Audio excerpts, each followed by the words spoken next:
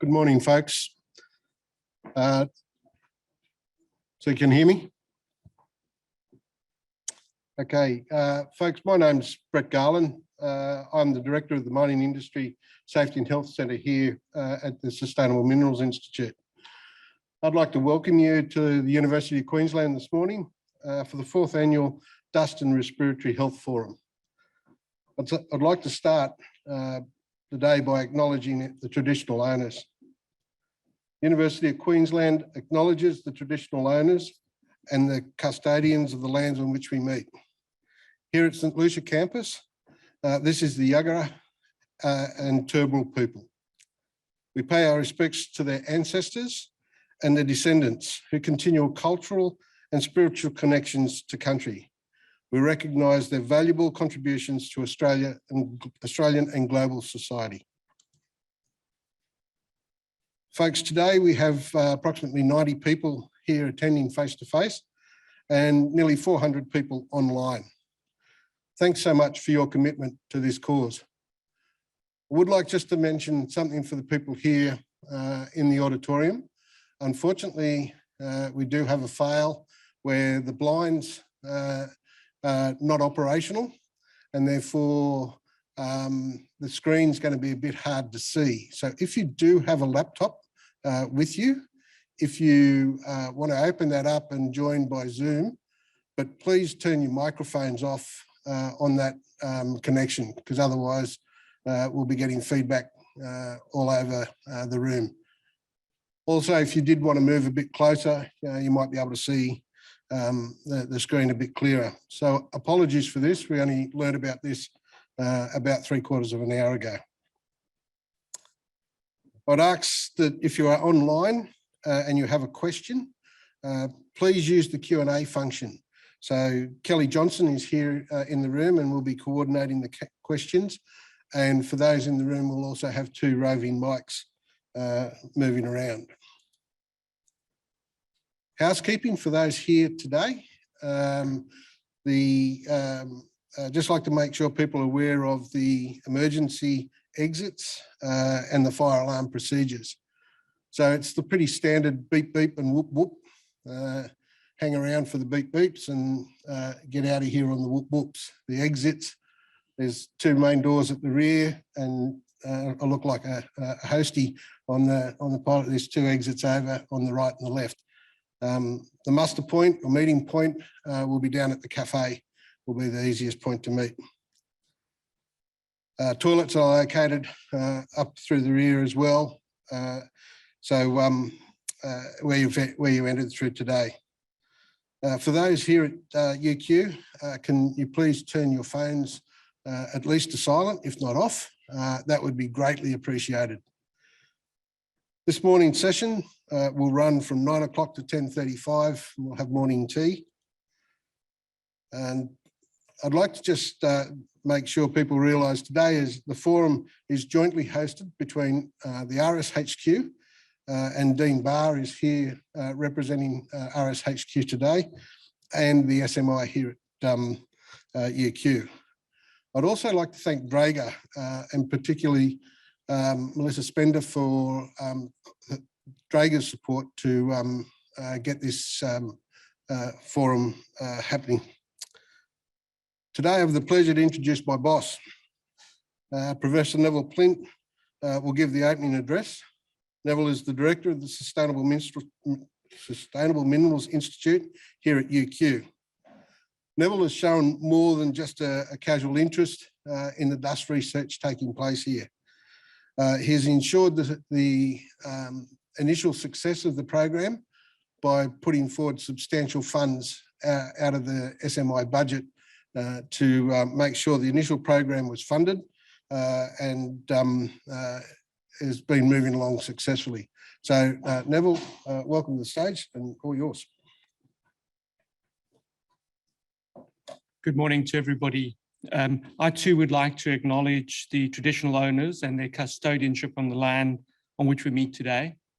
On behalf of the University of Queensland, I pay our respects to their ancestors and their descendants who continue cultural and spiritual connections to country. We recognise their valuable contributions to Australian and global society. So it's really great to be with you again for this is the 4th annual Dust and Respiratory Health Forum. I remember the first one, which we were able to hold face to face, the second one as well, and those were both incredibly well attended. And then last year, we thought we would run the risk of having to run it virtually, but was incredibly pleased that we were able to run what was really a hybrid event, both virtually and here at the University of Queensland. And once again, I think we are incredibly lucky to be holding the 4th one, both online and in person. And I suppose to reflect on that, last year we learned a lot about running conferences and seminars and workshops online and how to manage that virtual space. This year, I think we're learning a whole lot about how to move back to physical conferences in terms of physical failure of facilities. So I do apologize for the screen, the blinds not working. We've done our best to try and get those resolved, but unfortunately, for those in the room, it is going to be a bit challenging this morning, and I do encourage you to move forward if you can. One of the big changes that we have noticed is because we can run this event both physically and virtually, is that we have about 400 online registrations for today from 19 countries around the world. And to them and those online, I would like to thank you. What this also highlights is what we've all known for a long time, is the incredible importance of this topic and the desire of people around the world to share knowledge and to learn and to look at how can we advance and pick up new trends in the management of both dust and mine-lung diseases. Dust and silica continue to be major health issues. They're highlighting it here really shows that there's still major gaps in our understanding of particulates, and in particular, their impact on health. We're starting to see that there are a variety of mine-lung dust diseases that are now being reported. We're also noticing the long latency periods, which can make it incredibly difficult in terms of managing prevention, detection. The prevention and treatment of these diseases has to be tackled on many fronts. There's a lot of industry and government concern over the potential adverse health effects of mine dust, and the re-identification of coal workers' pneumoconiosis in Queensland and New South Wales has led to the recognition that we actually know very little, how various sizes and chemical components in the mine dust can cause adverse health effects. Ultimately, and I think I've said this about 3 times now, so I'm really enforcing this, we need to advance our understanding of the dust that workers are being exposed to and introduce broad-scale, real-time personal monitoring of respiratory dusts to improve health outcomes for the mining workforce. Today, we have a fantastic lineup of speakers, as we did last year, and I'd like to thank them all for agreeing to be part of the forum. It's fantastic to be able to have people coming in virtually from international speakers. So it's really, and thank you very much. The time zone often isn't conducive for them, but we really appreciate the effort of doing this. And then I'd also like to thank our sponsors, which is the Resources Safety and Health Queensland, as well as Draeger. Finally, and this is a very special thank you to Nikki Lebranche, who has worked so hard, not only on the planning for today, but also on the research in this area. And it's been an absolute honor to be able to support her work and the work that's been done. So finally, thank you very much. We wish Nikki well with the birth of her first child. And I'd like to thank you all for your participation today and look forward to the learnings from the seminar. Thank you.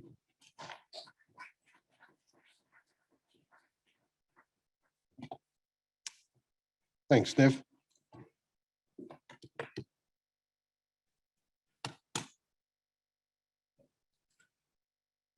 Our first speaker this morning is Dean Barr.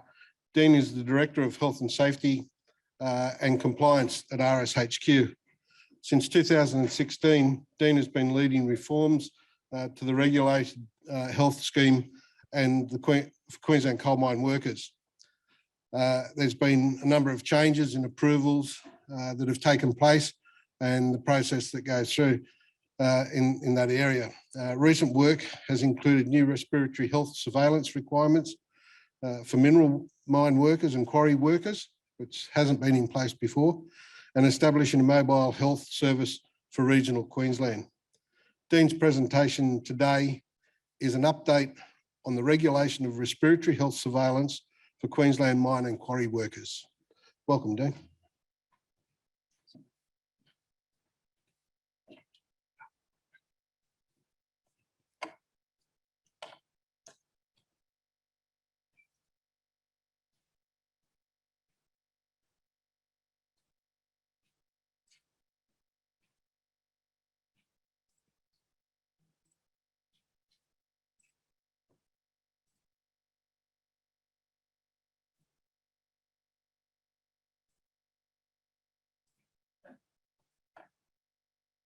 Ready to rock and roll? Beautiful. Good morning to everyone here today, and probably good evening to those joining online. It's a great honour to be here, and I want to thank Professor Plint and the SMI team, particularly Nikki and Brett, for hosting today, which is the fourth event, and has seen some great forums over the last few years on this topic. Today, I want to give you an update on the regulation of respiratory health surveillance for Queensland miners. And this primarily relates to the reforms we've put in place here on our health surveillance scheme since the re-emergence of, re-identification of mine dust lung disease from 2015. Today, I'm going to be able to give you some new data on the results of our regulatory program and to see whether those benefits that we sought to achieve in implementing those reforms have been realised. So hopefully by the end of my presentation, you'll get a sense of the achievements we've been able to make as a stakeholder group in implementing these reforms from the Monash Review of 2016 that was undertaken by Monash University and the University of Illinois. But I also emphasise that there is still work to do, and we need to remain vigilant and focused, and that chronic sense of unease for safety risks needs to also apply for health risks as well. And before I move on to that, I wanted to first reflect on a statement made by Professor Cohen in 2017. And I know the professor is up next, so I hope I get this right, because you'll have the right of reply. But in 2017, Professor Cohen, who is a respiratory physician and professor at the University of Illinois, Chicago, who co-authored the Monash Review of 2016, was out in Brisbane in 2017, giving evidence to the Coal Workers Pneumoconiosis Parliamentary Inquiry and explaining to the committee members the value of quality health surveillance. He reflected on a quote he had from medical school where if you don't take a temperature, you won't find a fever. And that analogy was given based on some lazy med students who avoided taking temperature, so they didn't have to do anything about it. Now, as simple as that and straightforward as that statement is, it's really stuck with me since then, because from a regulatory perspective, it's not just about taking your temperature. You've got to make sure that you're using the right thermometer, that the person who's taking it is appropriately trained and experienced, that it's taken in accordance with the relevant standard, the results are acted upon, and the equipment is properly calibrated and maintained. So from a regulatory perspective, it's really been a good filter for me in implementing those reforms over the last 4 or 5 years and making sure they're working. Now today, I'm going to cover 3 things. Firstly, an overview of our quality assurance framework, just for those that may not be familiar. I'll touch on that briefly. And then last time I had an opportunity to present a couple of years ago at the safety conference in the Gold Coast, I mentioned that we were about to start or had started a range of audit programs to the various examinations under our mandatory scheme for coal miners. And over the last few years, we've been working through them, and many of those are now complete. So I'm going to be able to share some of those results with you. And also, now that we are in effect a regulator of medical providers that undertake these examinations, the type of compliance tools that are available and the work we've been doing in that space as well. So firstly, our quality assurance framework. Now this diagram, pyramid diagram here that has these sort of key topics, really reflects at a high level the recommendations that we've implemented from the Monash Review of 2016 And this is not dissimilar to any sort of quality framework that revolves around managing risks. And most of the work we've been doing, represented sort of that broad base of the pyramid, is around establishing the standards and training requirements for those medical providers participating in the scheme.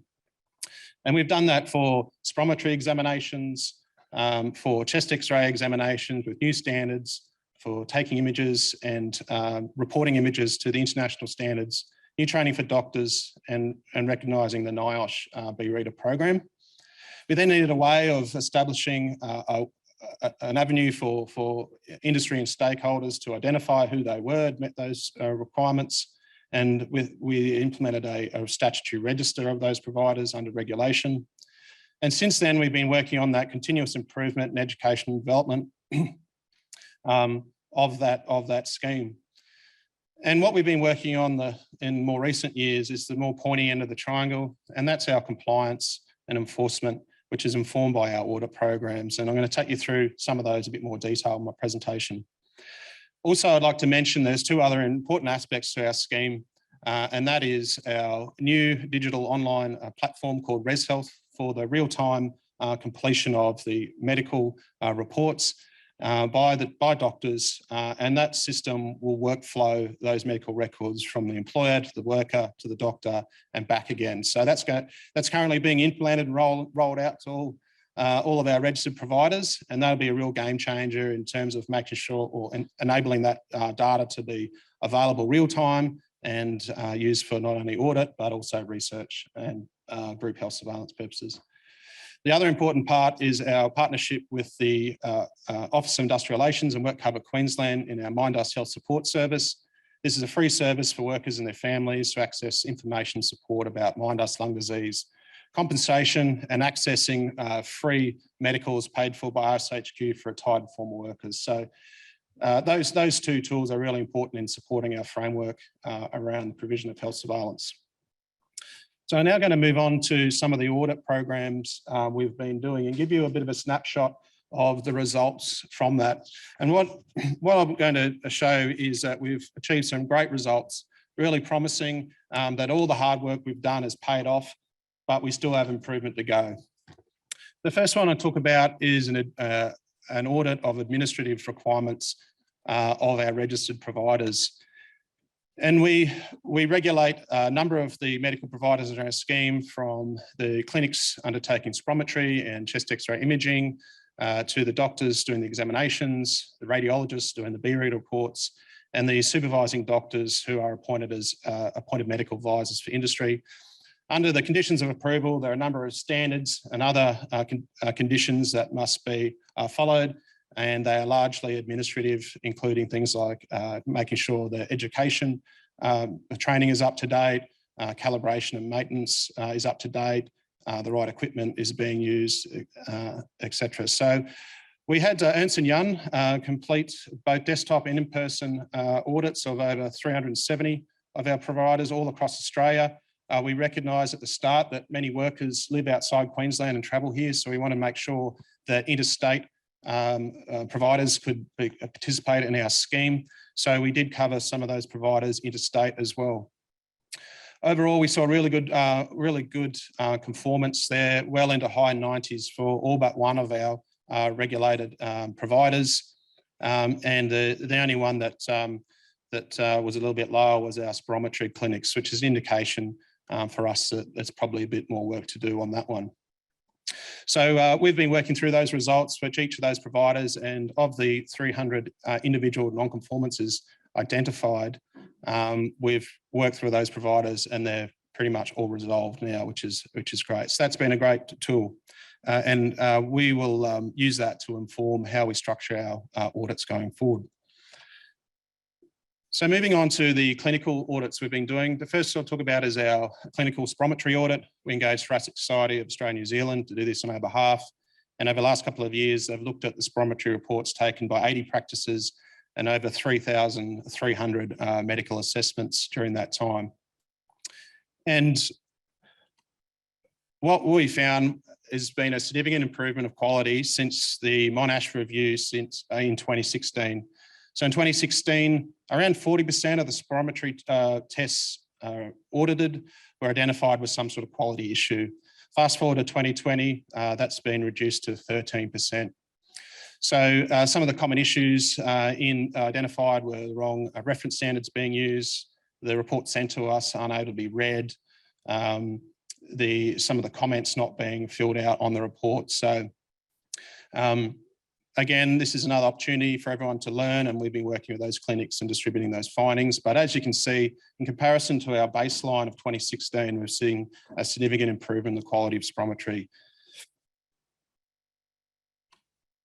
Moving on to probably the second most important screening tool we have in our scheme, which is chest X-ray.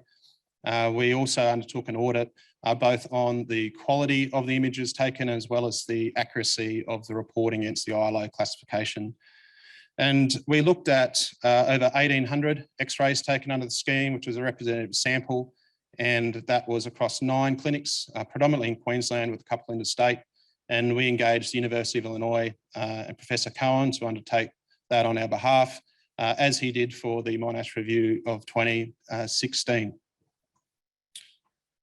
And firstly, just going through the image quality results. In 2016, the Monash review identified around 20% of the images taken were identified with a quality issue, and that falls into that ILO grading category of 3 or 4. Now, category 3 is still can be read, but it's got technical issues, where category 4 is unreadable, and almost the majority of these are category 3s. But in 2016, 20% of those images reviewed were identified with issues, and the recommendation was that that needed to be a smaller percentage. Fast forwarding to 2020, that percentage had come down to just under 10%, so sitting around 9% had fallen into that category. So again, significant improvement in quality, but also we'd like to see that come down even further. And just to give you an idea that that can be achieved across those 9 clinics. That's the breakdown of the different the quality gradings for each of those clinics. And you can see that roughly half are on or about the 5% range, and that's what we want to be aiming for. But there are a few that were up closer to around 15% where we need to do more work. And at least one of these clinics we've been working with, we've been able to address, we identified the issue, which was a technical issue in the transfer of the image, and able to resolve that. So this again is showing the benefit of these programs and the results we're able to achieve. Some of the issues, common issues that were picked up, those who are in the radiology fraternity wouldn't be surprised that mottle was the #1 quality issue, followed by contrast, but also then coming positional issues. So mottle is the image being fuzzy, contrast is the shades of light and dark, and positional issues, the example there is the overlay of the shoulder blade that can obscure abnormalities, and we also see the sides and bottom of the chest cut off. So that's just a bit of a flavour of the types of quality issues that have been identified. Moving on to the probably the most important part, and that is the quality issues aside, have the X-rays been accurately reported against the ILO classification? And if we look at the 2016 results from the Monash review, the disagreement rate, noting that all X-rays reviewed at that time were reported negative in Australia, that the disagreement rate was around 6%, where the review had found at least 15 of the X-rays were positive for potential abnormalities, and at least 3 of those workers unfortunately went on to be diagnosed with some form of mine dust lung disease. We fast forward that to 2020, and our disagreement rate is now 0.3%. And I think there were 3 disagreements, and that's where the Australian radiologists had reported positive and the Americans negative. So there were no further positive results identified or cases of disease out of that. So I think that's another excellent result to see the benefits of the reforms we've implemented. Okay, moving on to the next part of the health surveillance process. And after the screening process, if there's any abnormalities detected, we have what's called a clinical pathways guideline that gives guidance and direction to the doctors how to act on those abnormal results. And generally that includes referral to a respiratory physician and higher order tests like high resolution computed tomography and advanced laboratory lung function testing. So the last couple of years, we reviewed over 1,700 medical records that's been submitted to RSHQ, where we've seen there's abnormalities noted, And then we've checked against that there's evidence there that the clinical pathway had been followed. And what we found that in 91% of those, the clinical pathway had been followed or were being followed. And there was a portion left over where around 3% are now or have followed the clinical pathway as a result of that intervention of that audit program. There was a remaining 6% where we weren't able to identify the outcome. Generally, that was because the worker had moved on, the doctor had moved on, and we couldn't contact people. And this was a good exercise for us to demonstrate the value of our new Res Health system, because these records were looked at over a period of time, and given the timescale between when records were taken and submitted, made it difficult to follow these up. So with the real-time submission of records and the smarts inbuilt into the Res Health system, we should see further improvement in this space as well. But overall, pretty good result. Okay, so that's just an overview of the audit findings we've had. And I just want to move on to the regulatory tools available to us as a regulator of these medical providers. And I must say that in the majority of cases, the medical providers that work with us are doing a great job and are doing the right thing, and that where issues are identified, they're eager to resolve them. But there are others that need a little bit more of a push, and we do have regulatory tools available to us. First of all, as all providers must be registered with us first, we have the option of refusing applications. We then escalate our compliance responses in accordance with RSHQ's compliance and enforcement strategy, which is available online, which anyone can look at. And that lays out the key principles we take into consideration. So whether the non-conformance was systematic or accidental or negligent, what the risk was, whether the provider has shown insight and is working with us to resolve. So these sort of principles applied, and every case is considered on its own merits. So from there, we can escalate depending on the issue to written warnings and reminders of obligations, through to show cause notices why registrations shouldn't be suspended or cancelled, or conditions applied. And like anyone, we have the option of referring practitioners to the Health Ombudsman, which is a separate and general regulatory framework that applies over medical providers in Australia. So it's fair to say that we're in the early days of this aspect of implementing our reforms. We have had to suspend some registrations, and we have referred some practitioners to the Health Ombudsman. So we are in the early days, but I suspect that as our system matures, we'll do more work in this space. And one of the results of this, and this was a recommendation of the Monash review, which is to move to a much smaller pool of doctors. Around the time of Monash, we had over 230 doctors doing this work. And as gradually we implemented reforms over the years, initially moving to a voluntary register of providers and then to a formal statutory register, those doctors wanting to participate in the scheme was reduced to an area in that 60 range. And obviously that has benefits because people doing the work are focused on it. And as a regulator, it is more efficient to ensure the quality. So we've seen the realisation of that recommendation in recent years. Now, there's been a lot of time and effort by all stakeholders to implement these reforms over the last few years. And yes, we've seen good compliance with standards and the like, but what value does it deliver? And that's a complex way to measure when you're talking about impacts avoided. But for us and my team regulating for health surveillance, our number one goal is to ensure that any disease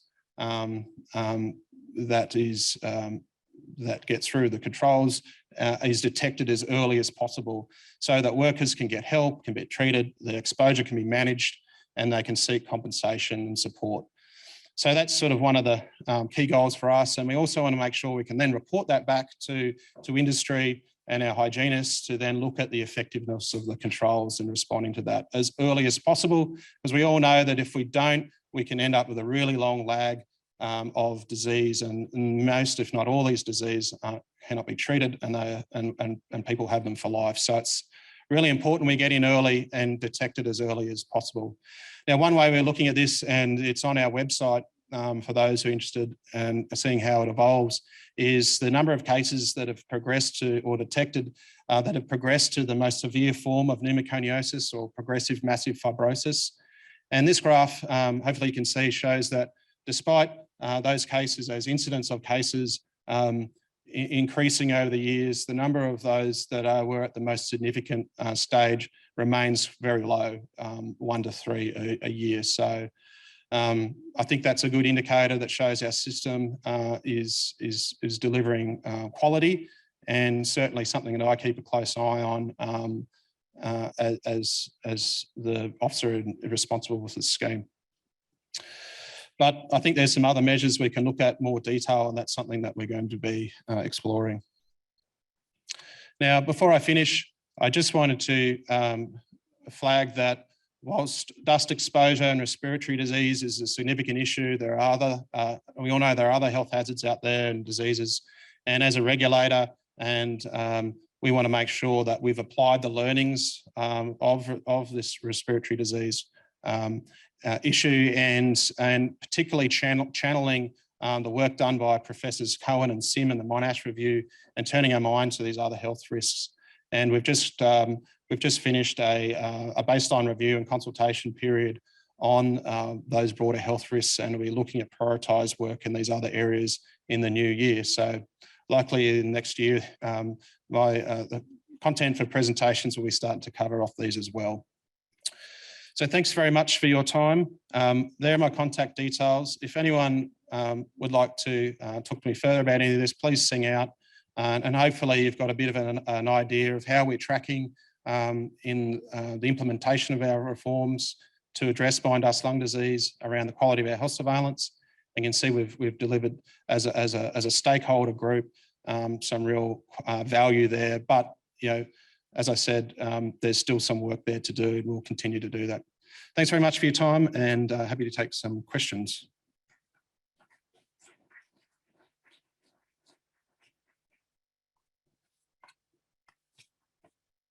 There's a couple of roving microphones. If there's a question over here, Sharon.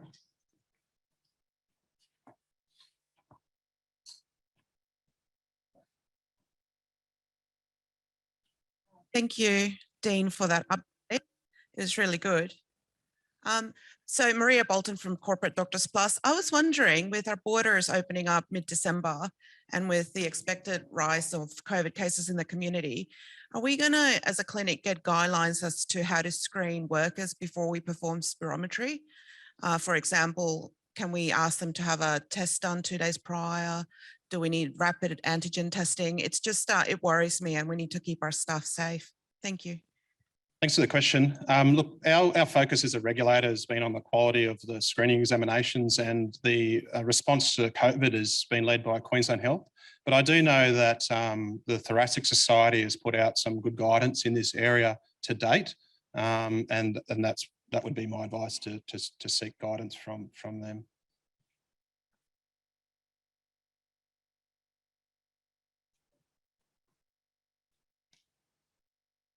Morning, Dean. Graham Edwards, one of the 68 supervising medical practitioners. Can you offer comment upon the impact of the cost of compliance on their AMAs, and how that has impacted upon the whittling down from those who are competent to those who are actually engaged in the process? Thanks, Doc. Look, without a doubt that the implementation of these reforms has led to costs to address and meet those requirements. But that has been the cost of these, and it's something that we are aware of, and as part of any regulator, the cost of interventions is a consideration. I think that we've got a group of practitioners now where it's come right down in size from that sort of large number we had, and that hopefully that work is being concentrated in those practitioners, which should improve the sort of cost benefit balance there. But look, it's something that we're conscious of. We're looking at, for example, as a result of that administrative audit I mentioned, that looked at aspects of our scheme from sort of the administrative desktop. But we also had the Thoracic Society doing the spirometry audit separately. So one of the outcomes of that audit was for us to look at streamlining that better going forward, maybe looking at integrating that in a way that sort of reduces the impact on practitioners in able to address that. At the moment, our accreditation program is annually.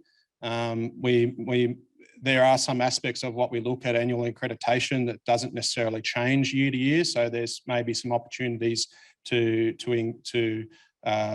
increase the frequency of aspects that where it's appropriate. So yeah, no doubt it's had an impact, but it is something that we're conscious of and are trying to improve.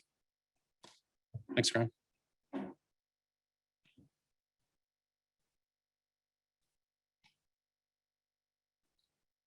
There is one question online from Janine Lees. Do you think there is a role in using HRCT as a standard screening tool in Queensland as it is in Western Australia?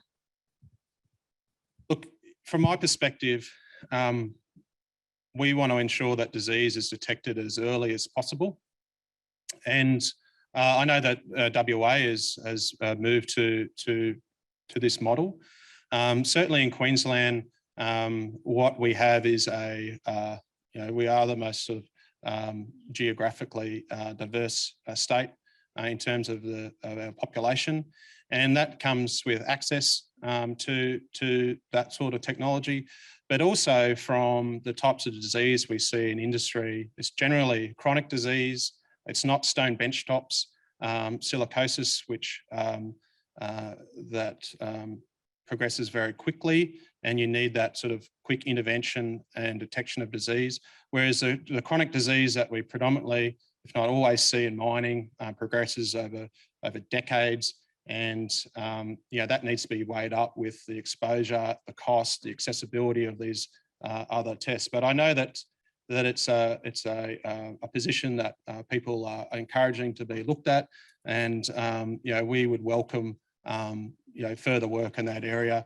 But from a regulatory perspective, there's a long way to go before that would necessarily be considered as a regulatory requirement. In contrast to sort of chest X-ray, where we had ready-made international standards, existing training for B readers, an existing test in our scheme, it was quite straightforward to implement those reforms, which could be done fairly easily. So it is something we're aware of, and we'll continue to look at that.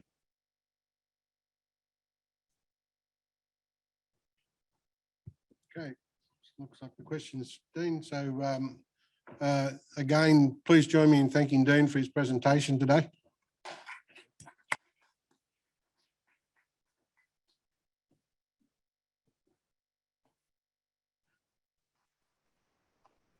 So the next presentation today will be by Professor Cohen. Professor Robert Cohen really doesn't need any introduction to this group. He's been one of the keynote speakers at each of the 4 forums that's been held to date. He's joining us today from Illinois. It's about coming up to 7 o'clock at night, but that's not the interesting thing. It's about 6 degrees outside, I think, and rapidly decreasing, so a fair change in climate.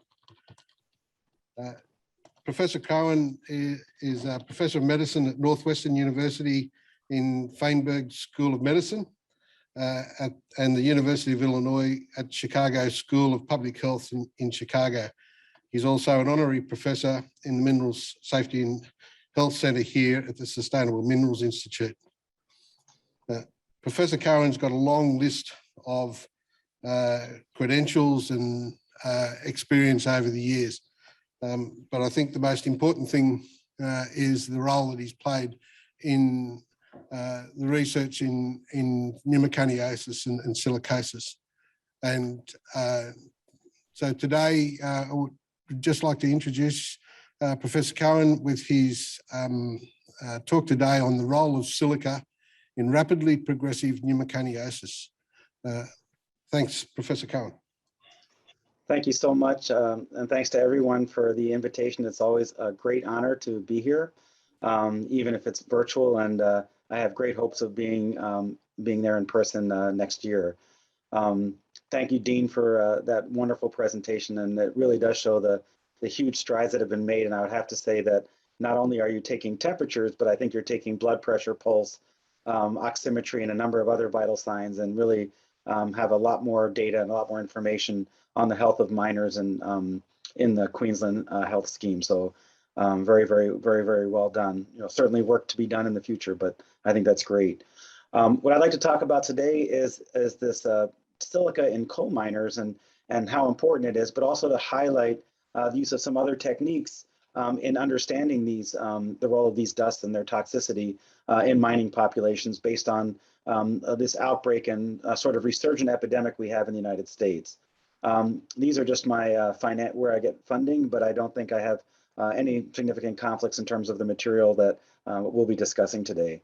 And it is an honor to be a professor at the University of Queensland and the Sustainable Minerals Institute. So we'll talk today a little bit about the role of silica in the development of this resurgent and severe disease that we're seeing in younger miners. And we'll talk about the X-ray evidence, the evidence that we have from lung pathology, which isn't something that is often seen in epidemiologic studies or studies of populations, because people don't like to give up their lung tissue very easily. So we have to, there's some unusual situations where we can actually have access to lung tissue. And then when we get that lung tissue, we can actually do some sophisticated analyses of the lung tissue and look at the minerals that are present in the lungs. So I think everybody knows that silica is a really nasty actor. It's a very highly toxic dust.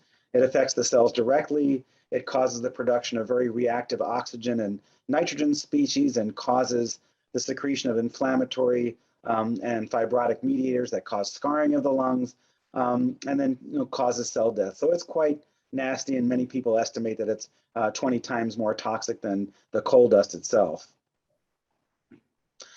So where do you get silica in coal mines? And the fact is that there is and can be a fair amount of silica in coal mines depending on the geology and the mining technology that's used.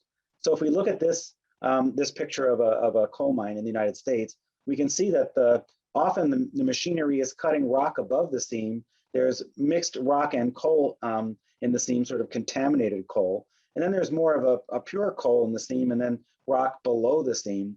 And depending on how the mining is being conducted, you can take a fair amount of rock and contaminated coal and have silica in the atmosphere. In the US, we have many mines that are quite low seam coal, and there's really a fair amount of rock that's taken above and below those seams in order to get the equipment in place. People that are pinners or roof bolters, as we call it in the States, are drilling into the hard rock top, and they get plumes of silica-laden dust that drop down on them, especially if they don't have great suction and local exhaust ventilation on their equipment. And so there's a pretty high silica content in much of that dust for people that are pinning the roof and the sidewalls of mines. Continuous miner operators who are pulverizing the coal at the seam and are partly taking some of that rock above and below the seam are at high risk for exposure to mine dust that contains a lot of silica. And this is a photo of one of the longwalls. And you can see that this particular longwall shear is taking a fair amount of rock above the seam. And even though we have water suppression on that, there's likely to be a fair amount of silica in the dust from this mine. And open cut mines, surface mines, are not immune from exposing workers to dust that's very high in silica. People that are drilling and removing the overburden, operating a drag line, that's shown in this picture from Wyoming in the United States, the Powder River Basin. And here's an example of surface coal mine drillers in the US that a number of folks that were in this cohort of miners came down and were diagnosed with PMF. And you can see that if you don't have great cabs on the drills and you don't have really good filters and air handling, that these miners are standing in plumes of dust. These folks, you can see, have very high exposure. And we've reported from the United States surface coal miners with significant pneumoconiosis and progressive massive fibrosis. So it can be seen in surface and underground mining. So what's the evidence then? We know that there's silica in the dust and we can see where it can occur and what jobs might be at higher risk. What about the X-ray evidence for silica being a problem? And this is from data from our coworkers' health surveillance program in the United States, which unlike Queensland is a voluntary program, and we really only capture maybe 30 or 40% of our population, whereas the program in Queensland now is capturing almost all of the miners and is being done to a really high degree of accuracy. But looking at the x-rays, there's a certain type of opacity scar that's seen on the x-rays. Those are called R-type opacities. And R-type opacities are round opacities that are nodular scars that are between 3 and 10 millimeters in diameter. And we looked at, going back and looking at the data from our x-ray scheme, we found that there was a huge increase in the proportion of x-rays that had R-type opacities in recent decades in the United States, especially in central Appalachia, which are the states of Kentucky, Virginia, which especially the southwestern portion of Virginia, and the state of West Virginia. And that increased over the 80s, 90s, and 2000s in an area where we were seeing a lot more pneumoconiosis. So we're seeing more disease, and we're seeing more of this R-type opacity, which has been associated with silica exposure. And this data that I showed you previously was published in 2010. In 2019, the data from the active miner surveillance program was published again, and it continued this trend toward continued increase in pneumoconiosis in that part of the United States, and in the frequency of these R-type opacities on plain chest radiography in our co-workers' X-ray surveillance had increased by 6 times.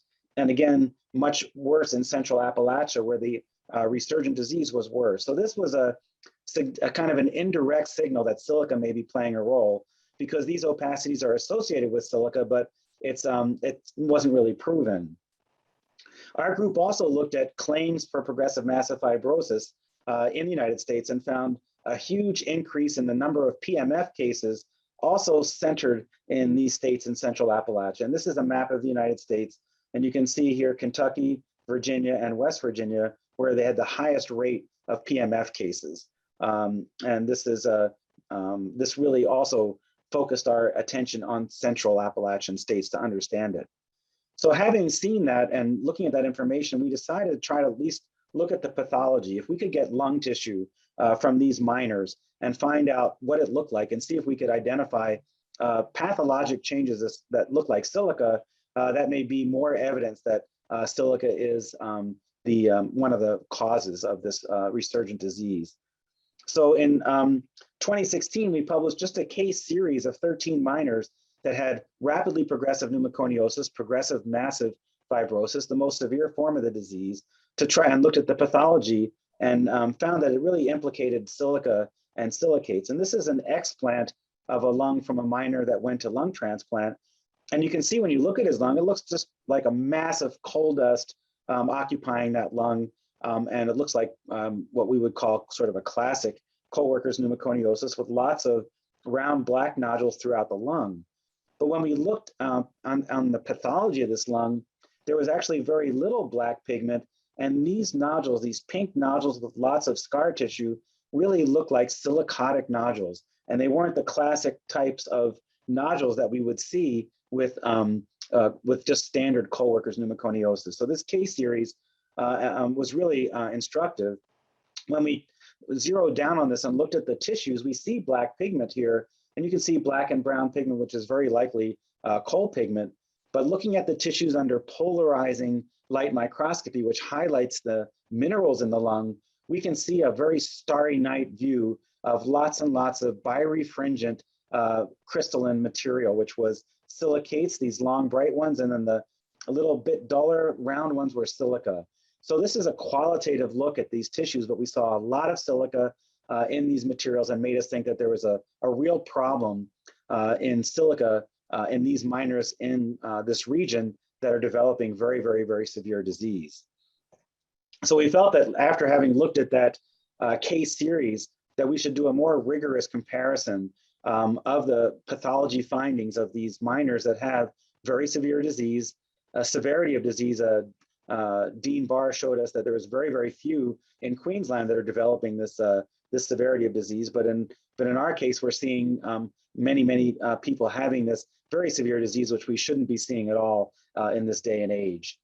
And so we compared pathology findings of miners who are contemporary miners, people that have been mining using modern mechanical mining technology to historical cases. And we were very lucky to have an access to archival materials of miners who passed away in the 20th century, decades ago, and we had their tissues still available to us through the National Coal Workers Autopsy Study that is maintained by the US National Institute for Occupational Safety and Health.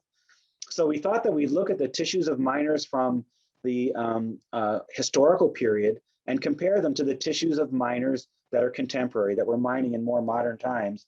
And we reached out to our Black lung clinics in the United States for miners that may have had a lung biopsy or that may have had a resection of part of their lung, sometimes for cancer, for other causes, or people that went to transplant, or people that when they passed away had autopsy materials.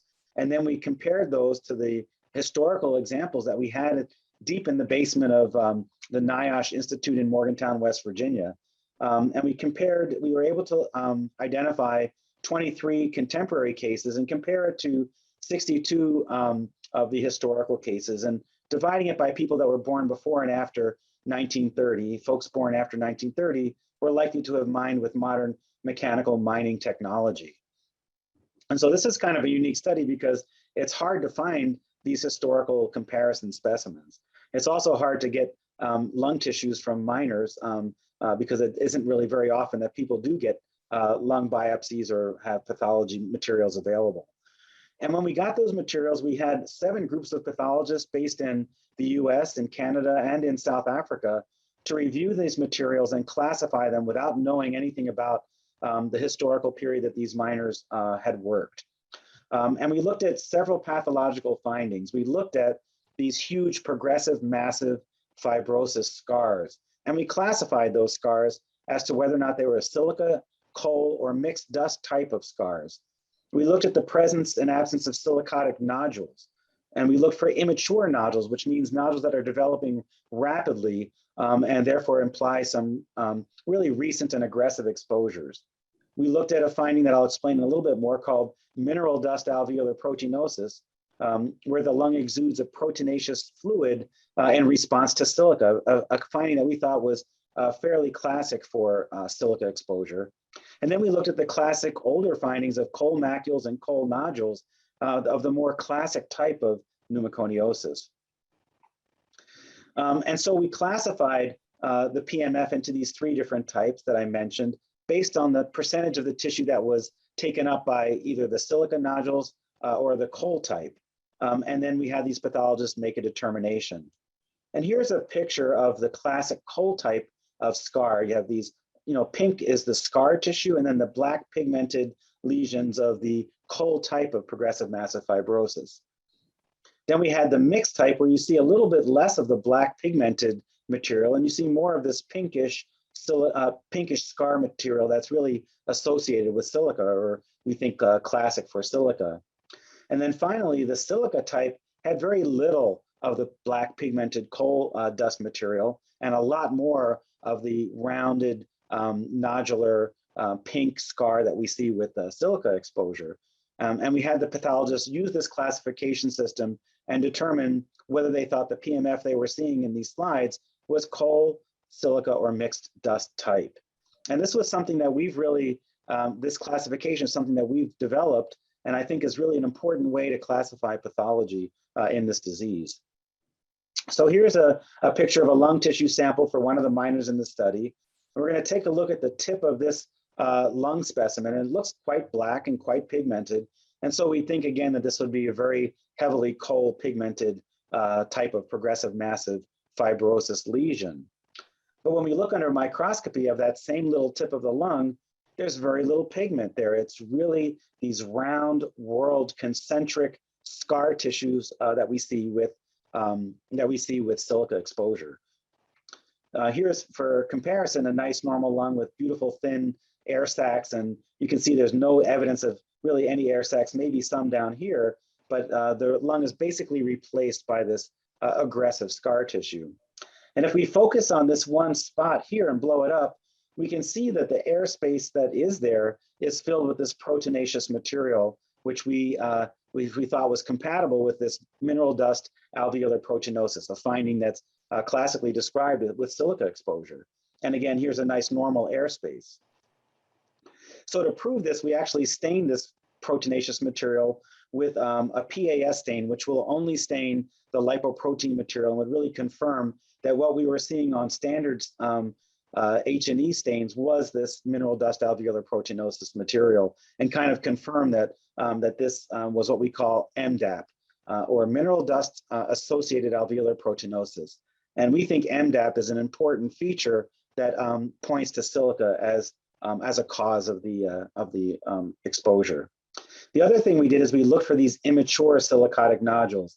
And this nodule has some pink scar tissue, but it's very poorly organized. You can guess that it was more recently developing or rapidly developing and has inflammatory cells around it. And for comparison, here's the well-formed kind of chronic silicotic type nodule. You can see that it has these parallel layers of concentric scar tissue.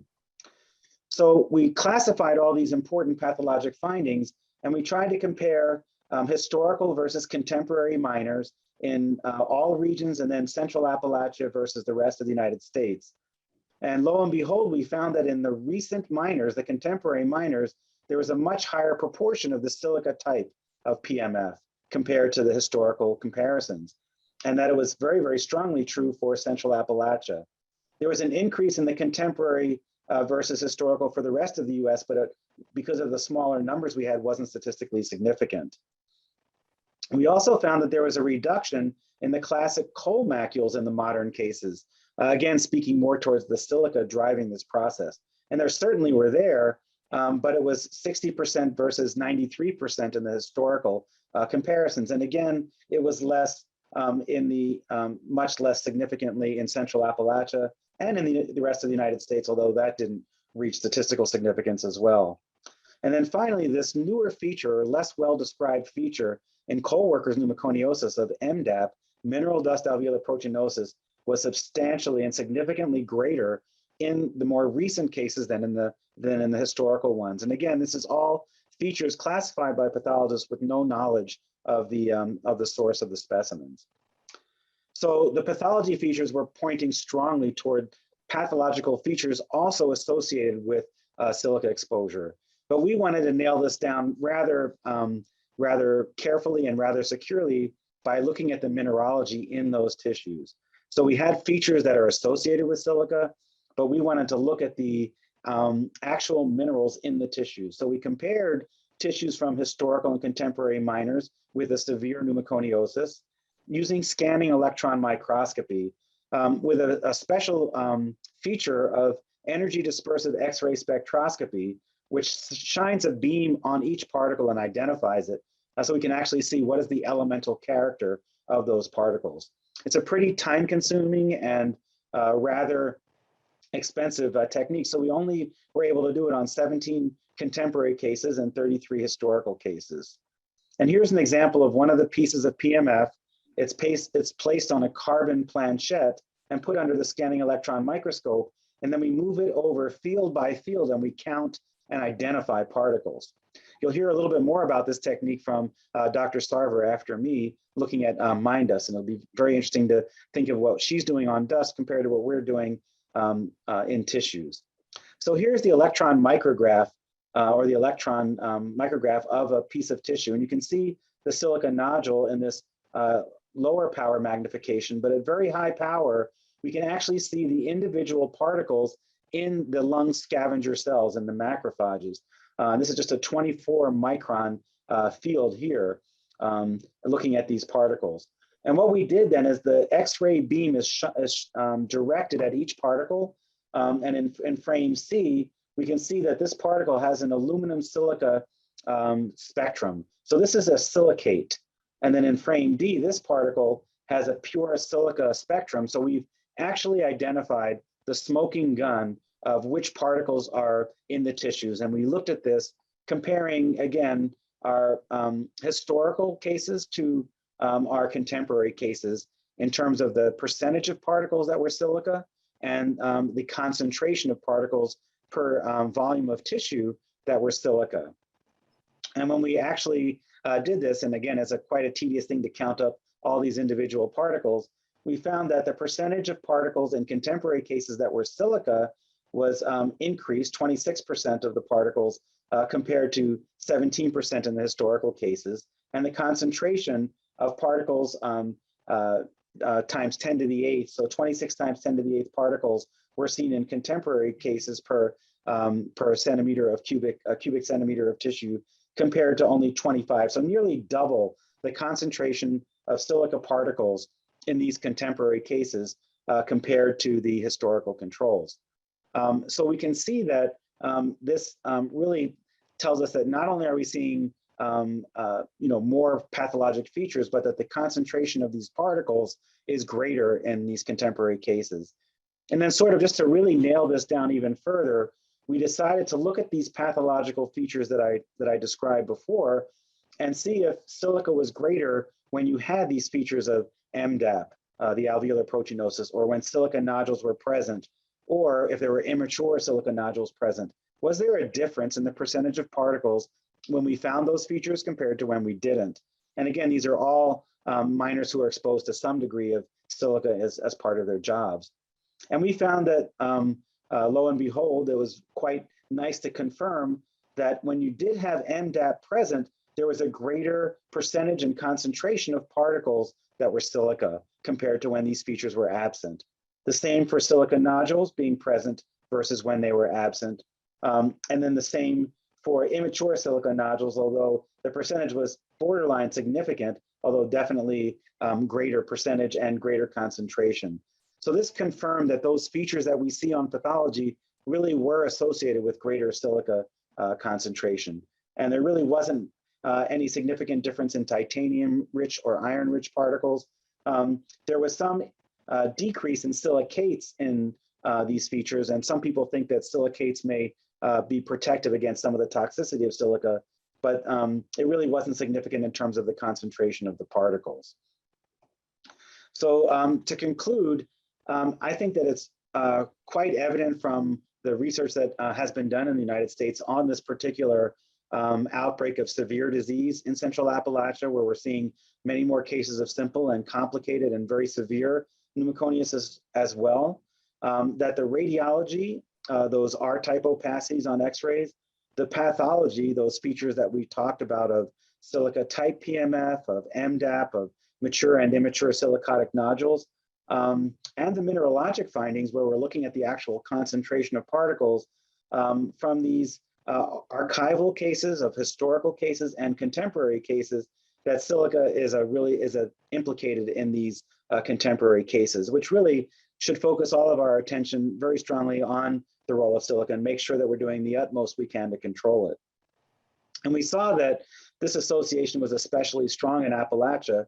I think that the trends were present in the rest of the United States, but the numbers were not reaching quite statistically significant. And that efforts to control silica in the mines in the US are needed. We actually don't have a specific permissible exposure limit for silica in US mines. Coal mines, it's really part of a general formula for total respirable dust. And there are efforts now in Congress in the United States to change that and to improve our regulations. And I think that, as has been mentioned, I think others have mentioned and will mention that real-time monitoring for silica, or at least end of shift monitoring, would be very, very important to have that for silica as well as respirable coal dust. I want to acknowledge the huge number of people that participated in this research at UIC, our research group, many of whom you've met, Dr. Omberg and Dr. Go, Kathleen Kennedy, who have been to Australia and you know them, our colleagues at National Jewish, SUNY Upstate Medical Center in New York, our colleagues in Johannesburg, in Canada, and in Morgantown from NIOSH, our colleagues there. We also have found it really very important to have a multidisciplinary group working on this. So working with the United States Geological Survey mineral scientists in Denver, and my dear colleague, Emily, who will be speaking to you, Emily Sarver, shortly. So mining engineers working with clinicians and mineral scientists is really helpful, and folks at WVU. So I'll stop there and see if there are any questions.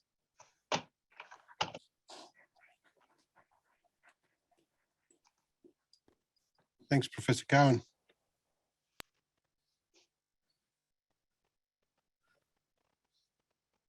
Dr. Cohen, Jason Meikle, Site Safety Health Rep, Quinella Riverside. Do you see a direct link between shift lengths as from 8 hours to 12 hours and consecutive length of shifts from 5 hours to 7, possibly even longer?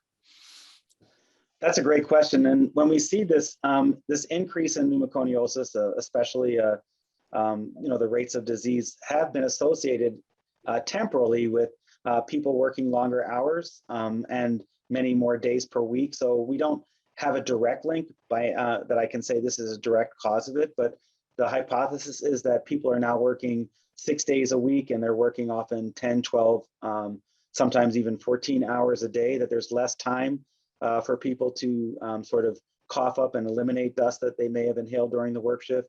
And so that may be a component of it, but we haven't figured out a control group or a way to really measure that and control for other conditions to be sure. But I think that that's something to pay attention to and to keep an eye on.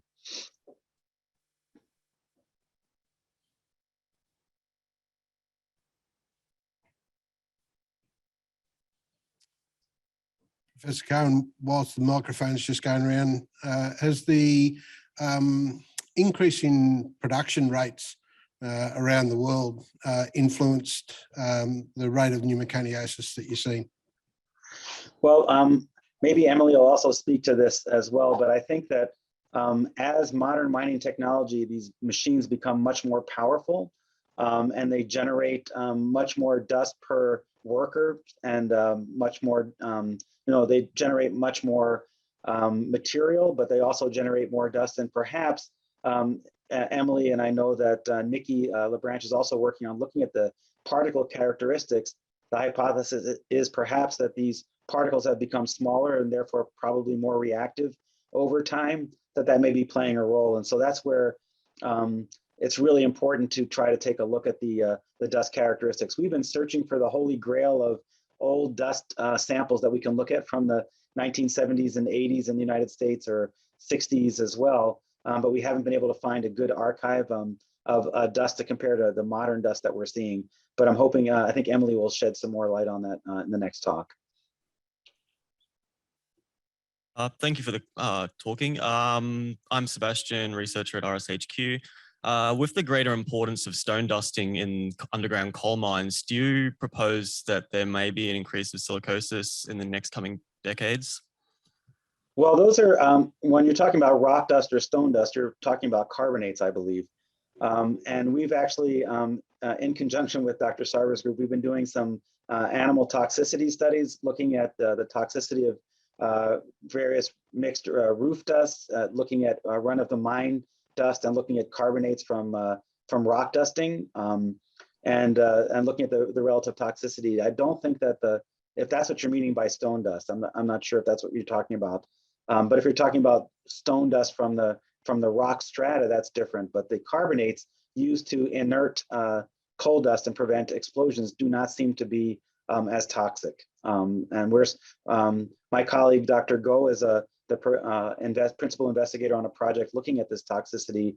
So maybe next year at the conference, we'll have some more information for you on that.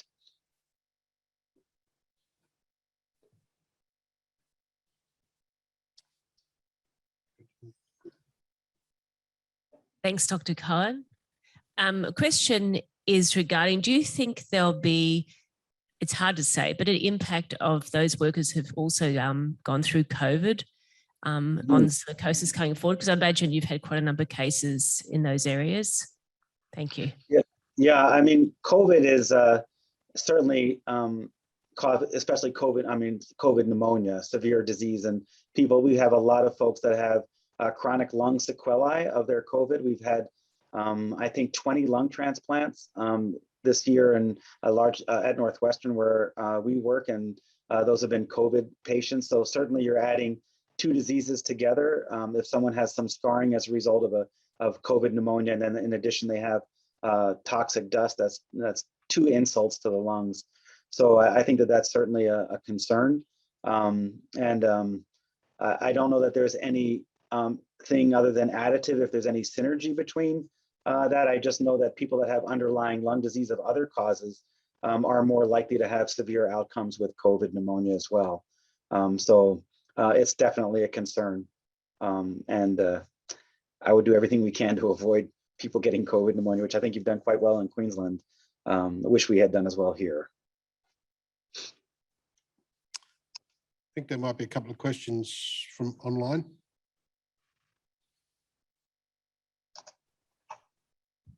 We've got quite a few questions online. Just having a quick look. You may have answered some of these in some of your other questions. But Deborah Glass is asking, what's the difference between Central Appalachian mines and the others? Is it the coal seam width, coal rank, open cut versus underground, more mechanisation? Can you comment on what the difference is? Yeah, I'll comment on what I know, and then I think Emily may be able to give more detail from a mining engineering point of view. But the mines in Central Appalachia tend to be more narrow seams, we think. I think people are also doing a lot of mine development, cutting through rock and cutting, and as they cut slopes and as they cut shafts, having exposure there. I don't know that there's any more. There's no difference in the technology that I can understand between Central Appalachia and the rest of the states. But I think that the mining geology in terms of the heights of the seams, and they tend to be a bit, in some cases, many of these mines are smaller mines and perhaps less capitalized in terms of health and safety equipment. But the dust levels in Central Appalachia tend to have higher percentages of silica, and that may be these narrow mines and cutting more rock. And I see that Janine Lee said, do I think there's something in modern mining that's causing more silica? I think that the power, this again, I'm not a mining engineer, and so I should probably leave some of this for Deb, but I think that, I think that modern mining has more powerful machinery that likely may be causing smaller particles or different size toxicity of particles. So we'll see what Emily has to say about that. Someone is asking if they think it's a change in diagnosis rates. I don't think so. I think that the participation in the surveillance programs have been very similar, and that so I think that this is a real phenomenon. It's not just case finding. So I think that there is a real problem there. And the data has been submitted for publication. It is under review right now, so we're hoping it'll be coming out soon. There's a question about the exposed community, and you can stop me when we've had enough of this so that Emily still has time to go. But I think that the threat to the community is probably less. In some of the open cut or mountaintop removal, there may be some community exposures, but I think that's much less than the workforce. Professor Cohen. Maybe I'll stop here. Yeah. I think people could ask you questions all day, but we just need to call a stop to it. I'd just like to thank everybody, thank you again for your presentation, and hopefully you can follow that with the answers to the questions that have been asked. So thank you very much. Thank you.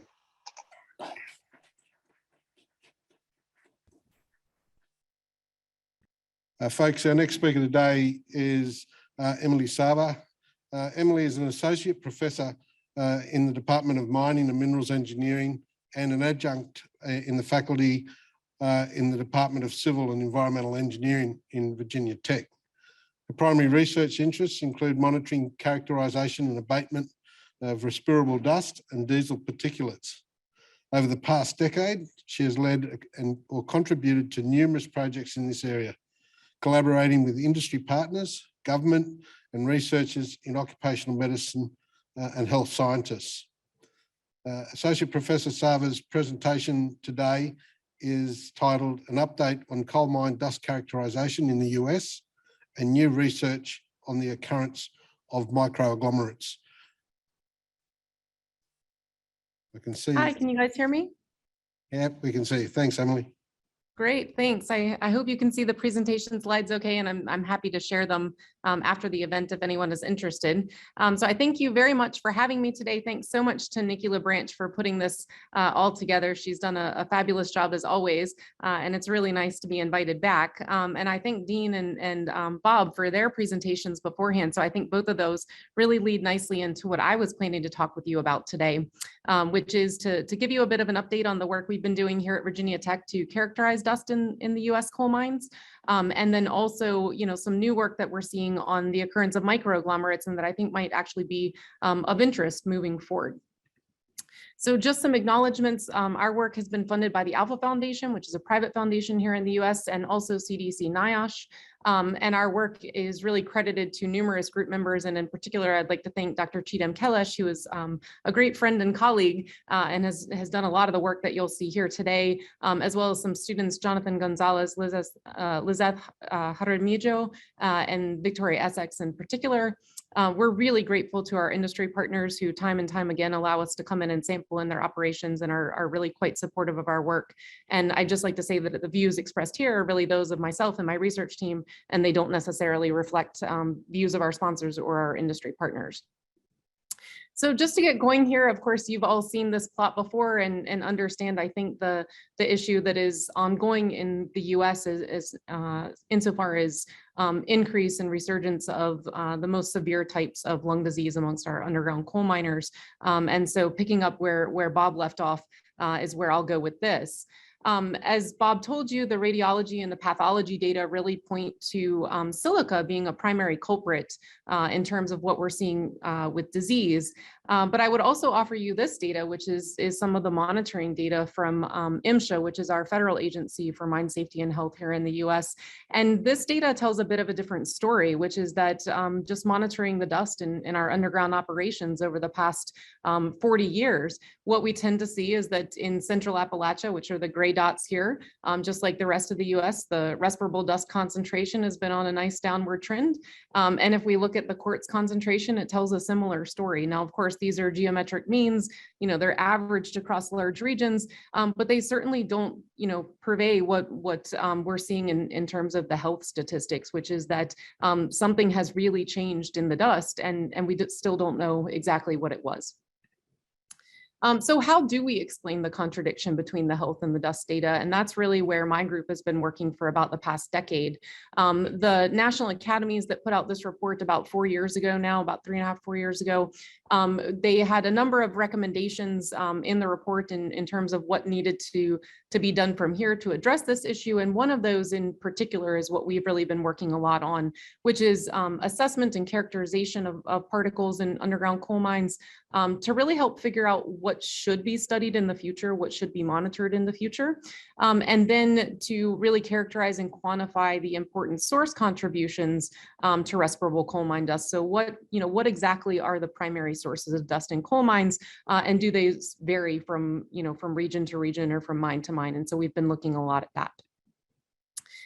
In terms of, some of those different characteristics that may be of interest, of course, the health data is pointing to silica. And so as Bob mentioned, there's a lot of speculation that over time, as we get more powerful machinery, perhaps we're creating finer and finer dust. And of course, many little tiny silica particles in the lung is probably a whole lot worse than just one large particle. And similarly, if we have silica particles that have free silica surfaces that are much more chemically reactive, are they able to really induce a much more severe response in the lung than perhaps a silica surface that's somewhat occluded by other minerals? So these are some of the hypotheses that are out there. I would note, to follow up on some of the questions that came in from Bob, and I saw one, I think, from Brendan James in the Q&A just before I started this presentation, is there something going on in Central Appalachia that's different? Does the rock strata create more dust? And I'm hoping to answer some of those questions for you here today.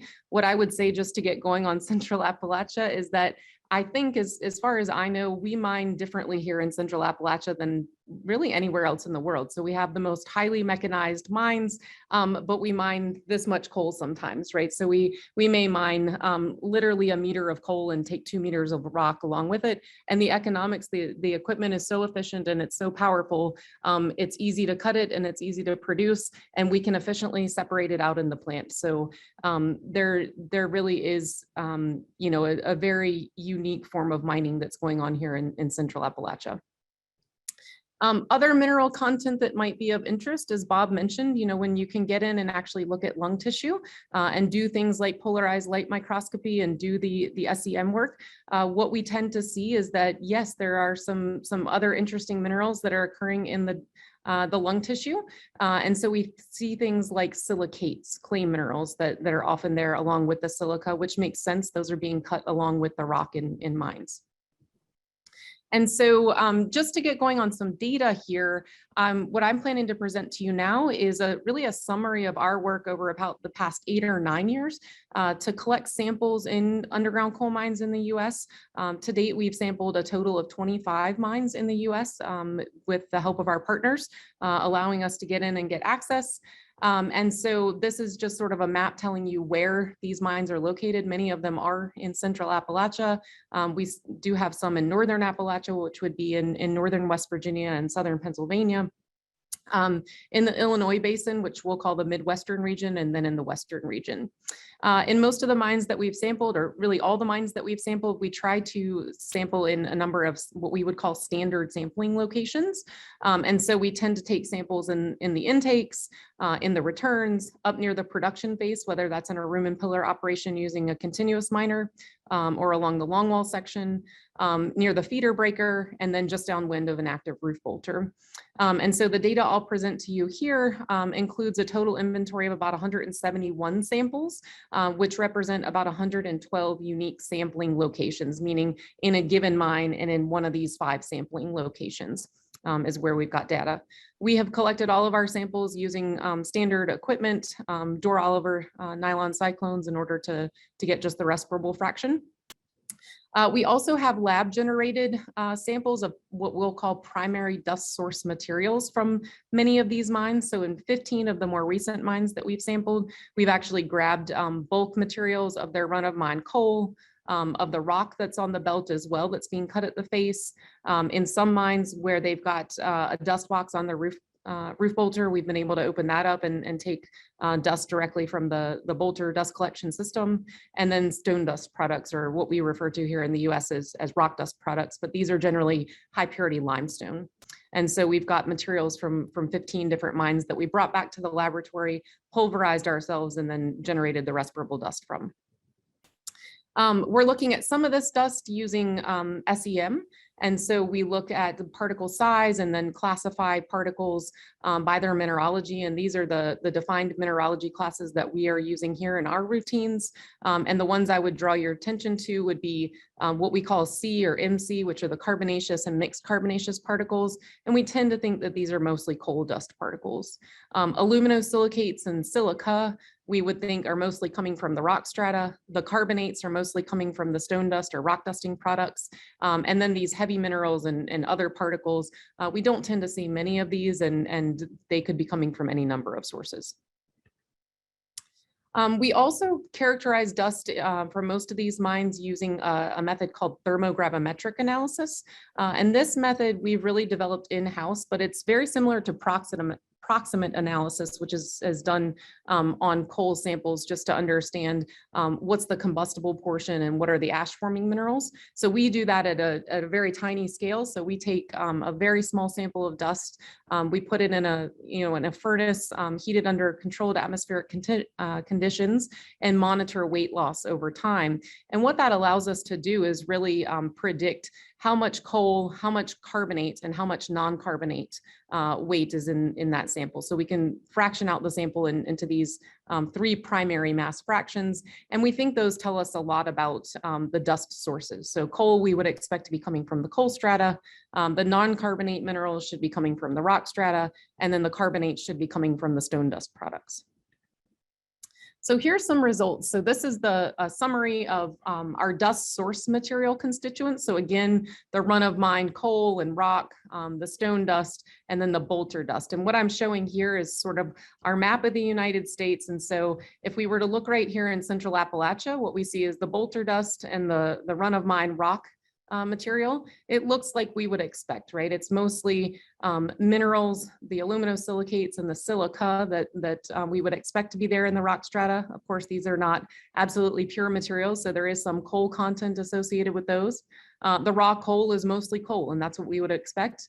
And the stone dust is mostly carbonate. So again, these are coming out as we would expect. I will note here that in the Midwestern mines, they actually have quite a thick limestone seam just above where they're mining the coal. And so they are seeing carbonate there in some of their roof material.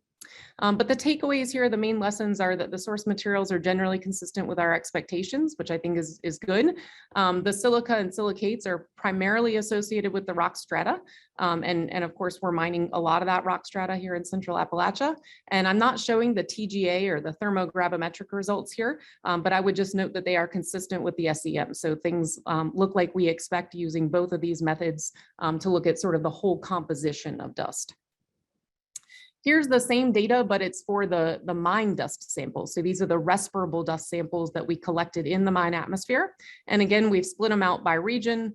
And by now we're showing here different sampling locations. So up along the production face, in the return, in the intake, near that roof bolter, and then in the feeder or next to the feeder. And so I draw your attention to here a couple of things. Number one, in 3 of the 4 regions, we see what I would refer to as really an inordinate amount of silica and silicate dust, which is consistent with rock strata sources. It's especially high in Central Appalachia, but we see a whole lot of dust that's coming from the rock strata here in the Midwestern region, as well as in Northern Appalachia. And I would draw your attention to the samples that we've collected near the production face. And what I'm showing with the more narrow bars here is if we look at the height of coal and the height of rock that's actually being cut at the mine face when we're sampling, what we see is that, in Central Appalachia, maybe 2/3 of that total mining height is in coal. And yet we see the opposite in terms of the dust, right? We see about 2/3 of the dust up near the face is actually from the rock strata, and the other third is coal. And so this is happening in a number of different mines. The most severe kind of instance of this is definitely in Central Appalachia. But it is an interesting thing that's happening. And I think it answers one of those questions that I saw in the chat just before I started this presentation, which is, does the rock strata produce more dust? I think this is clearly saying that, yes, it does. Either our dust controls are better controlling the coal than the rock, or the rock strata is just producing more dust that's uncontrolled. And we do see that in other regions outside of Central Appalachia, we do see somewhat more coal in those samples, and we see somewhat more carbonates, which goes along with the stone dust sources. This is a comparison between the SEM and the TGA data for those mine dust samples that I just showed you. So here's their SEM data, and now I'm going to compare it for you to our TGA data, which is the method where we can actually fractionate the dust into these different mass fractions. And I think this data tells a really interesting story that I want to tell you a little bit more about as I move on, which is that when we look at the carbonates, which are the blue dots here, the TGA and the SEM really are fairly similar to each other across a wide mass of dust samples. And so what that really means is that both methods are saying kind of the same thing here. But what we're seeing is that the SEM is generally predicting more rock strata source dust, so more of the silica and silicates, whereas the TGA, the mass-based analysis, says, no, there's more coal there. And so that really has us questioning, well, why is that? Why does the particle-based data see more minerals and the mass-based data see more coal? And so I'll talk to you about that in just a moment as well. This is just to show you also from the SEM that we can look at relative particle sizes. And so, the silica we find is generally somewhat finer than other mineral dust in mines. And so that's obviously important to look at as well.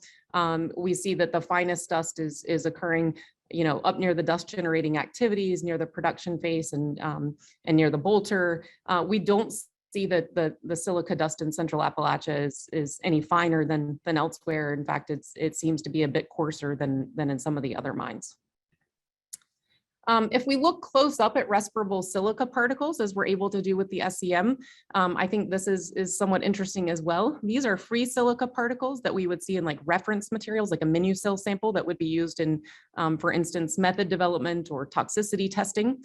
But if we look at the mine dust, we see all kinds of different things. So we might see what we would call occluded silica, so a free silica particle here in the green, but it's sort of wrapped or encased in clay particles, right? So these don't really look much like reference particles. We might even see silica that's ingrained in other particles. So in this case here, we've got silica that's ingrained in a coal particle. Here we've got some silica grains that are occurring within a clay particle.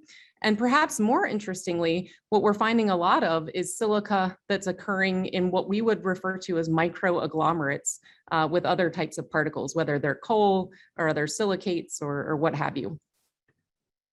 So putting that comparison between our SEM and our TGA data, and then this observation of microagglomerates together has really led to sort of a new focus of our research, which is on this occurrence of microagglomerates and what it might mean in terms of dust monitoring, dust control, and also the health implications and how we should be looking at exposure assessments. So just to real quickly walk you through some recent research that one of the students in my group has undertaken. The first thing that I should focus you on here is that this was focused on the occurrence of coal mineral microagglomerates. So the idea that you could have sort of a central core particle of coal covered up by little microagglomerates of mineral around it. And so the first research question that we had was, well, do coal particles co-occur with minerals like silica and silicates to form these microagglomerates?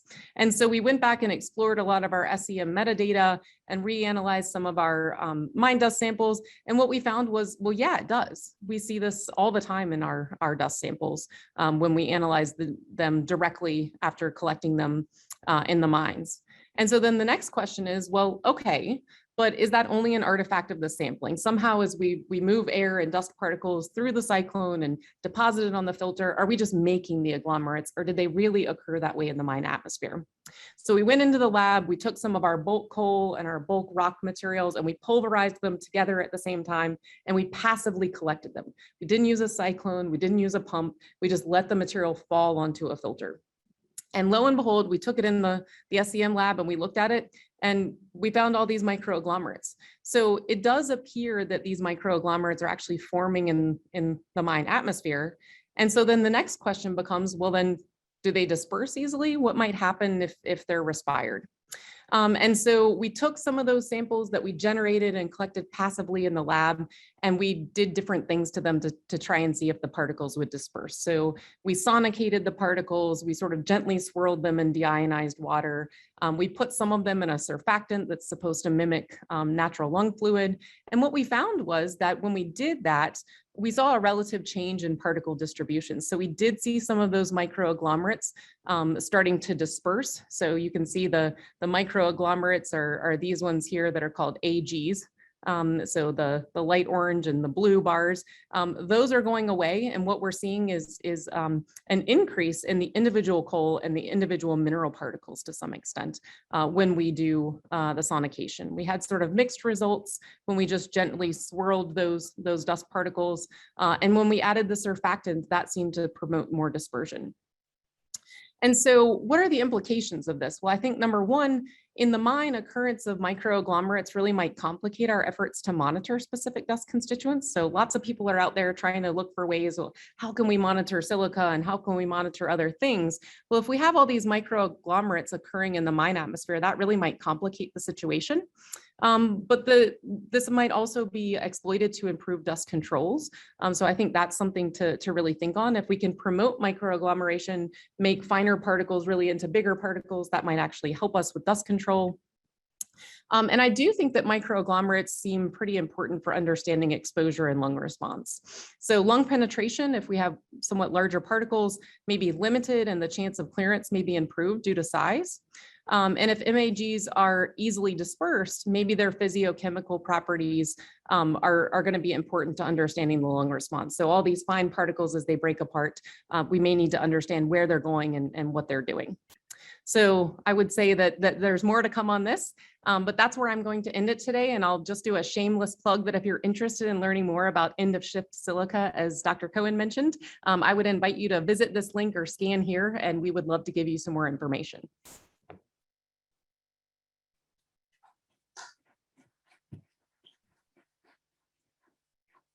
Thanks very much, Emily. Just if there's any questions for Emily.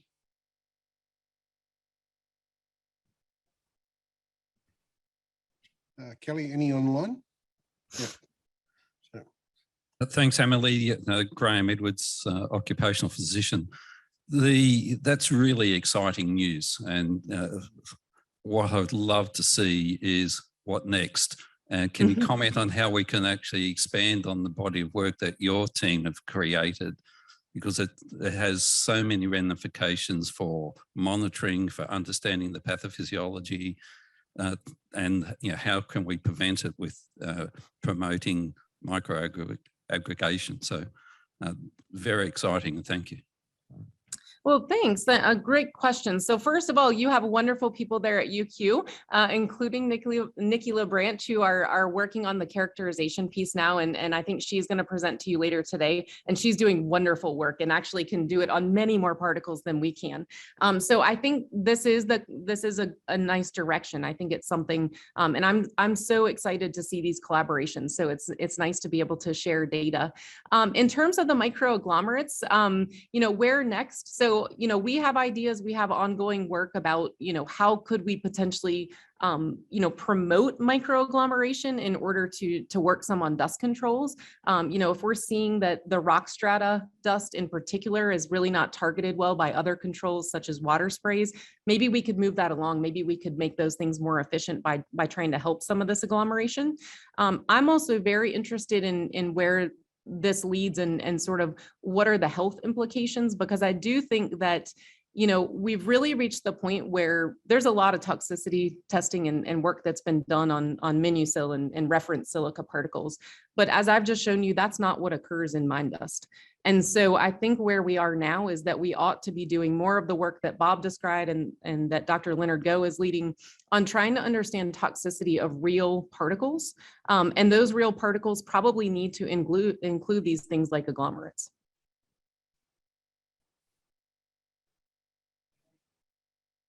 Emily, it's Steve Smythe here in the CFMEU. Great presentation. I just have a question. I know you looked at silica and coal and stone dust. Did you guys look at diesel as well in the study, diesel particulate? Yeah, we have. Diesel is obviously tricky because with the electron micro, on the mass samples, you don't pick it up very easily unless you use impactors, which we're not doing right now in coal mines in the US.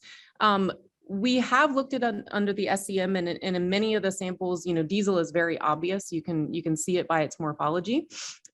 We find that if there's diesel equipment operating and we know that it's operating, we will see it in the electron microscopy. So it can be analyzed. We just put out a paper, and I'd be happy to pass that along as well, where we were able to use a sort of size cutoff to look at, about what size the diesel was finer than. And we found in the US mines that we sampled, it was usually finer than about 500 nanometers. But yeah, diesel is an issue. I think you have a bit more flexibility on monitoring for diesel in your mines, if I understand correctly, and are able to use some of the real-time monitors. Those things are not being done here in the US, and the way that we regulate diesel in coal mines is really at the tailpipe.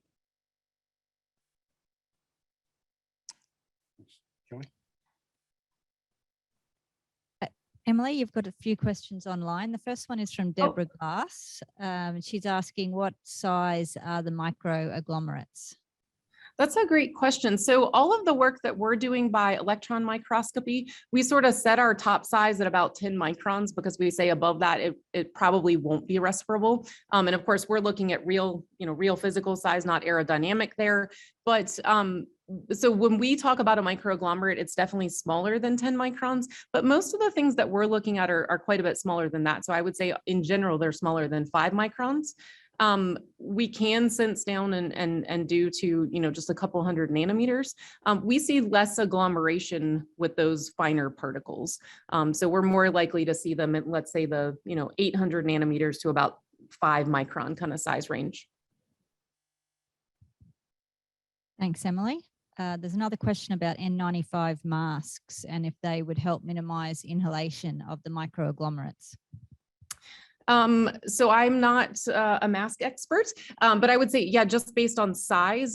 So if the microagglomerates are in the size range that an N95 will help take care of, then yes, they should. I guess I'm not really sure, and I'm obviously not a health or a medical doctor. So, I'm not sure how concerned we should be on microagglomerates, whether they have, an inordinately negative health response. I guess my point is that we don't even consider them as the particulate that is in the mine atmosphere at this point. We like to think of everything as being, an ideal silica particle or an ideal coal particle, and that's not really what exists. And so I guess my takeaway point is we should probably be focused more on what does exist and trying to understand these co-exposures. Kelly, we might pull it up at that stage. There's a few more questions there that we might get to Professor Sarver and get her to answer. We're a little bit over time. So look, if you could please join me in thanking Professor Sarver, Professor Cohen and Dean Barr this morning for their presentations. That'd be greatly appreciated. Thanks so much, Emily. Folks, we'll have a short break now for about 30 minutes. If you can please be back in here just after 11 o'clock, 11:05, we'll start straight away there. There is some morning tea and the direction Ben's heading, I'd say, is the food. So I gather it's those 2 doors at the back and there's some tea and coffee up there for people. So we'll rejoin in about 30 minutes. Thank you.